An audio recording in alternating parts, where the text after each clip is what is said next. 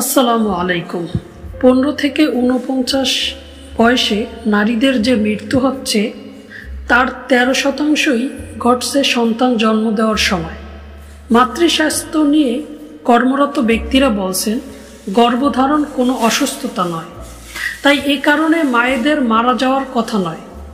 মায়েদের প্রতি অবহেলা ও অবজ্ঞার কারণেই এই মৃত্যু ঘটছে, অথচ মাতৃমৃত্যুর কারণগুলো প্রতিরোধযোগ্য। গর্ভবতী মায়েদের মৃত্যুর ঝুঁকি কমাতে কি কি করণীয় আজকের ভিডিওতে থাকবে।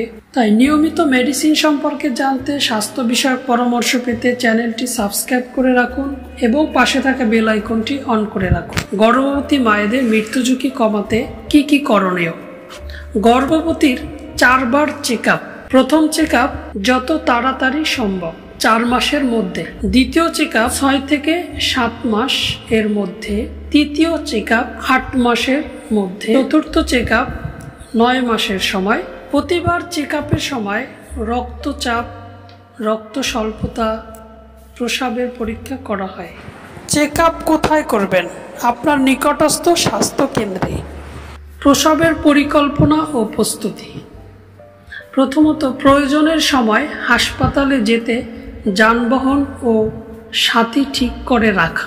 আগে থেকেই প্রসবের জন্য স্বাস্থ্যকেন্দ্রে অথবা প্রশিক্ষণপ্রাপ্ত দক্ষ প্রসব সেবা প্রদানকারী SBA ও বিপদে কোনো স্বাস্থ্যকেন্দ্রে যেতে হবে তা ঠিক করে রাখা। গর্ভ অবস্থার শুরু থেকেই টাকা পয়সা জমিয়ে রাখা। রক্তের গ্রুপ জেনে রাখা ও রক্তের প্রয়োজনে আত্মীয় স্বজনদের প্রস্তুত রাখা। প্রসব পূর্ব, প্রসবকালীন ও প্রসব পরবর্তী মায়ের যে কোনো বিপদ চিহ্ন দেখা দিলে দ্রুত স্বাস্থ্য কেন্দ্রে নিয়ে যাওয়া।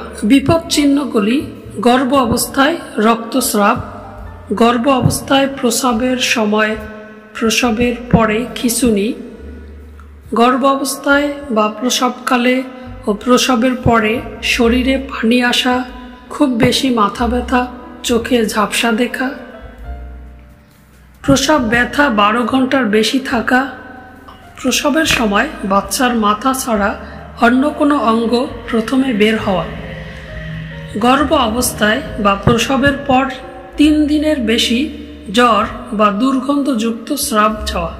বিপদ চিহ্নগুলি ছবি আকারে স্ক্রিনে দেওয়া হলো, দেখে নিন।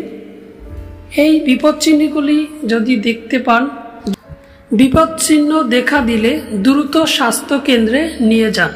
আজকের ভিডিওটি আপনাদের কাছে কেমন লাগলো অবশ্যই কমেন্ট বক্সে জানাবেন। নিয়মিত মেডিসিন সম্পর্কে জানতে, স্বাস্থ্য বিষয়ক সঠিক পরামর্শ পেতে সাবস্ক্রাইব করে সঙ্গে থাকুন। ইতিপূর্বে যারা সাবস্ক্রাইব করেছেন তাদের অনেক ধন্যবাদ।